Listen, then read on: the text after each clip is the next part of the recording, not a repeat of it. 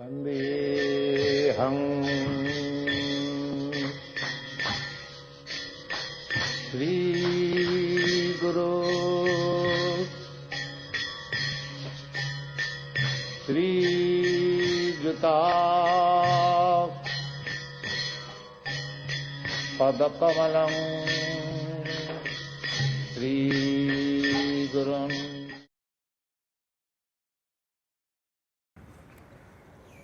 Manchakopatarubhyashta kripashendu bhaivacha patitanam pavanebo vaishnavebo namo namaha. Welcome. Online Bhakti Sastri course, Sri Upadesamrta, lesson number 3. We're discussing text 4 of the Upadesamrta, the 6 loving exchanges, translations and purports by ISKCON founder Acharya, His Divine Grace, A.C. Bhakti Vedanta Swami Srila Prabhupada. Om Agyana Timirandasya Jnananjana Shalakaya Chakshush Unmilitam Jena Tasmai Sri Gurave Namaha. Nama Om Vishnu Padaya Krishna Prasthaya Bhutale Srimati Bhakti Vedanta Swami Iti Namane.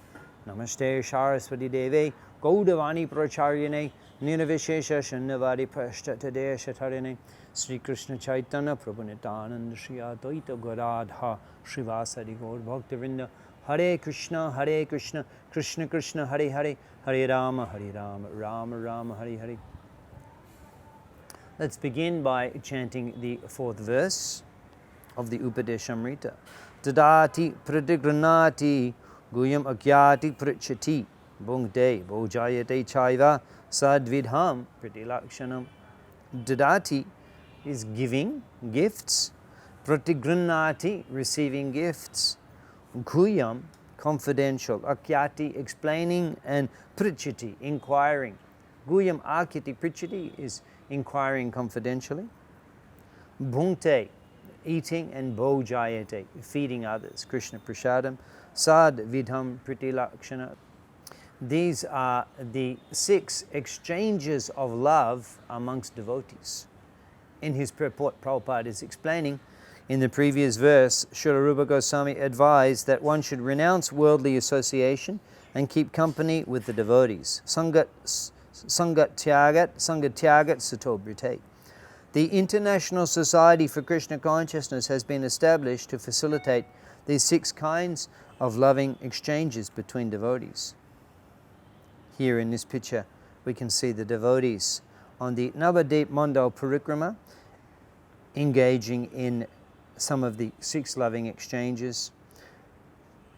Kavi Chandra Swami Maharaj is giving bananas.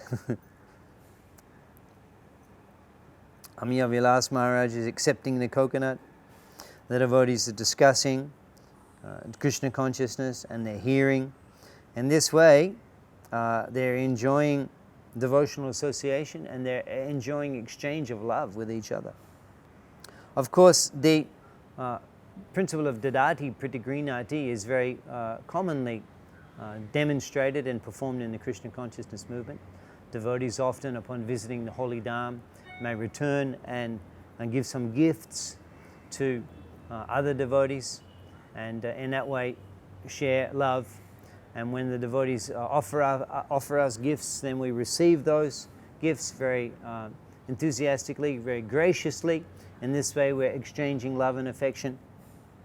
Guyam Akiti Prichati, confidential topics explaining and inquiring, also we can see facilitated regularly in the Krishna consciousness movement. On occasion we may experience challenges in revealing our mind in confidence because we may not find devotees with whom we can trust to be able to reveal our confidential concerns. Or we may find that have experiences of revealing our minds in confidence to a devotee, and then subsequently a devotee broke confidence, or perhaps a devotee in the management took advantage of our circumstances and dealt with us in a manipulative way. In this way, oftentimes we may see examples that devotees are a little hesitant to reveal their mind in confidence with other devotees. And for this reason, we can see how important it is that those devotees who are preaching and in leadership position become very qualified as counselors to be able to act as a shelter of the devotees And these principles of confidentiality, of course, very important. We can take training, actually, in ISKCON. Recently, Ikshvaku Prabhu from the Congregational Ministry has developed a very wonderful Krishna Conscious counseling course with professional counseling principles and skills. The course involves training in this area, and in this way devotees can actually become very qualified and trained on how to effectively counsel other devotees. Of course, confidentiality is a very important principle in counseling. An effective counselor in Krishna consciousness requires foundational listening skills. We have a tendency in devotional association, when it comes to counseling, we have a tendency to very quickly advise devotees, give advice from Shastra, encourage them to improve their sadhana, attend the program, enhance their practice of devotional life. We may very quickly give this type of advice without actually taking the time to thoroughly listen to the devotee and completely understand, empathize with that devotee and understand their circumstances. So this empathic listening and other listening skills are very essential in counseling, so that the devotee can feel that the counselee fully understands my situation and circumstances and can empathize with me. And in that way, we're able to trust and we're able to take the advice that the devotee gives. So in this way, we can actually provide counseling for preachers and leaders in Krishna consciousness to become effective listeners. And in that way, we could see that the practice of the Guhyam Akirti principle can become more effectively performed in ISKCON. In that way, we can align ourselves more closely with these instructions of Srila Rupa Goswami.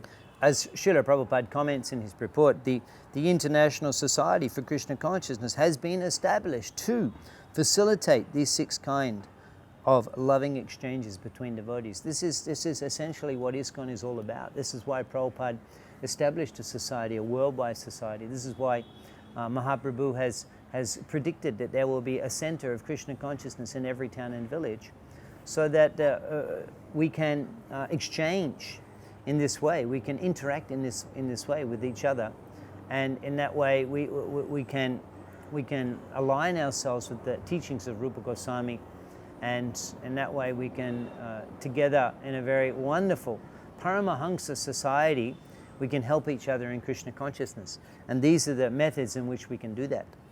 Srila Prabhupada, in his purport to text 4 of Upadesamrta, quotes from the teachings of Chaitanya Mahaprabhu to Sanatana Goswami in the Chaitanya Charitamrita. Nitya Siddha Krishna Prem Saddha Kabu Noi Shravanadi Shuddha Chitte Koraya Udoi. Love of Godhead is Krishna Prema, is eternally situated in the heart of the living entity. And Saddha Kabu Noi. It's not that one day you will get Krishna consciousness. Actually, Krishna consciousness is already there in the heart, but it has become covered over by our materialistic contamination. Shravanadi, principally through hearing. Shravanadi, fundamentally through hearing, beginning through hearing, and fundamentally by hearing, on the foundation of hearing. Shravanadi, Shuddha Chitte. One's chitta, one's consciousness, one's heart becomes pure, becomes purified. Kuraya udoi.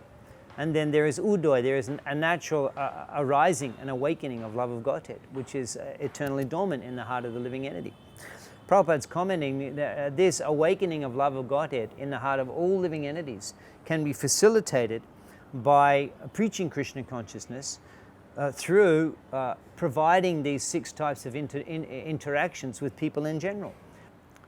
Srila Prabhupada explains that book distribution and preaching in general is an example of the Dadati Pratigrinati principle, that we are giving the transcendental literatures and the recipients are invited to give donations, which we are receiving. They are receiving the transcendental literatures. There is question and answer, there is discussion, that is Guhyam Akirti Prichati, when we're cultivating new members to Krishna consciousness. Of course, there is Bhunte Bhojayate in every Krishna conscious program, the distribution of prasadam and the receiving of prasadam. And in this way, by facilitating the 6 loving exchanges, we are spreading Krishna consciousness. Fundamentally, preaching means providing, facilitating the 6 loving exchanges with people in general. And as a result of this affectionate interaction with the Vaishnavas, they'll become purified and they can advance in Krishna consciousness.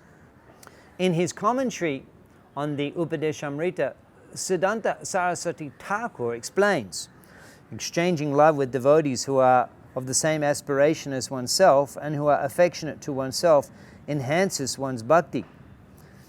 Our understanding of this comment, devotees who are of the same aspiration as oneself, means devotees who are in ISKCON, who are committed to following the teachings of Srila Prabhupada and spreading Krishna consciousness in the manner that Srila Prabhupada has given us through the Krishna consciousness movement. So the devotees who are involved in the Krishna consciousness movement in our ISKCON societies, we consider to be of the same aspiration as oneself. In addition to that, we need not further establish any type of groupism or elitism type mentality that within ISKCON there are certain types of devotees or certain types of people who I consider to have the same aspiration as myself, those who are doing the same service as me, or perhaps those who are initiated by the same Diksha Guru as me, and consider that I should exclusively interact with those devotees in my devotional association. This is a misunderstanding. Everyone in ISKCON, all devotees have the same mood of Srila Prabhupada, of spreading Krishna consciousness, and by associating with all the devotees in ISKCON, our own bhakti becomes enhanced. Siddhanta Saraswati Thakur continues that offering and accepting items, revealing confidential realizations to one another, and serving and accepting food are all activities that increase affection. One should not perform these activities with those of different aspirations in life than one's own. Prabhupada explains further, if a snake is given milk to drink, its poison simply increases. For similar reason, we should not disclose our mind to the serpent Mayavadis and Karmis. It is best to avoid association with them completely and never ask them about anything confidential because they cannot give good advice. Nor should we extend invitations to the Mayavadis and atheists, nor accept their invitations. For such intimate intermingling, we may become affected by their atheistic mentality, Sangat Sanjayate Karma. Of course, in general, our broad preaching activities are performed in an indiscriminate way. We'll go on Harinam Sankirtan on the street, we have a Ratha Yatra procession on the street, and there's indiscriminately we are associating, we are sharing Krishna consciousness. In general, this is how we preach. In the distribution of Srila Prabhupada's transcendental literature, also we don't have a discriminatory type mentality. Basically everybody we will see when we're approaching them for book distribution will be either atheistically inclined or impersonalistically inclined or some other type of misconception. But we're not actually, as Prabhupada mentions here, we are not intimately associating with that person, but we are officially associating with that person, and we are actually we are giving them our association and giving them Prabhupada's association. So what should be avoided is the intimate association with such people. If we live with them, if we eat with them, if we accept their food, if we if we develop very, very intimate relationships with such people, then that can have a detrimental effect on our development of bhakti. Sri Chaitanya Mahaprabhu also has warned, Vishayira anna koile dushta hoymon. By eating food prepared by worldly people, one's mind becomes wicked. Particularly anna, grains. Vishayir means a sense enjoyer. So the dushta hoyman, the mind becomes wicked. As a result of eating food which is cooked by non-devotees, we may become overwhelmed by material desire. Actually, as much as possible, the devotee should take Krishna Prasadam, which is prepared in a very devotional environment, at home, by devotees, with the intention of offering it to Krishna to satisfy Krishna. Eating such prasadam it will enliven one in Krishna consciousness. But if we eat the outside food, either packaged food from the supermarkets, or if we visit the restaurants, even vegetarian restaurants of non-devotees, we could be contaminated because such people that are preparing the food have no devotional inclination They are preparing the food because of the money that they will get and the enjoyment that they will have. In this way, their consciousness is very much materialistic, and their consciousness is imbued in the food that they are preparing and handling. And in this way, a serious devotee should try to avoid as much as possible eating food which is prepared by non-devotees. Of course, there may be occasion if we're traveling and long distances and we're unable to get prasadam, then we have to eat to sustain our life. You can take the food from outside if it's a vegetarian restaurant, and you can offer that to Krishna. But these are extraordinary circumstances that should not become the regular habit of the devotee. Similarly, Prabhupada is explaining in regard to receiving gifts from the materialists. There is a danger for a preacher when he receives great quantities of money. For as soon as he spends even a single cent of the collection for his personal sense gratification, he becomes a fallen victim. If one utilizes the contributions that he accepts on behalf of the Krishna consciousness movement, if he utilizes them for his own sense gratification, then he will become contaminated with the karmic reactions and sinful reactions which is contained in that money as it may have been acquired through sinful or materialistic means. Unless that money is placed at the lotus feet of Krishna or his representative, for when that contribution is in its entirety is placed before the lotus feet of Krishna or his representative, then all of that contamination becomes purified. So if one is representing the Krishna consciousness movement and collecting donations or any types of gifts, these should be strictly utilized for the service of the Lord, and one should be very careful to ensure that. Similarly, Prabhupada comments regarding the Dadati principle. According to the Dadati principle, an advanced devotee is supposed to spend at least 50% of his income for the service of the Lord and his devotees. Srila Rupa Goswami has set such an example in his own life. This example should be followed by all devotees. Whatever one's income, 50% should be spent on behalf of Krishna and his devotees. So we have so many wonderful projects in Krishna consciousness movement which we can contribute to. We encourage the members to contribute as much as possible. And also one may contribute toward one's own preaching. If one is preaching in one's home, and the costs that are incurred for preaching in preaching from one's own home, also contributing to that would be the Dadati principle. And in this way, as much as possible, it's very much encouraged that the devotees in the congregation who are earning to contribute as much as possible of their earnings to spreading the Krishna consciousness. In this way, their whole activity of earning and making a livelihood becomes purified.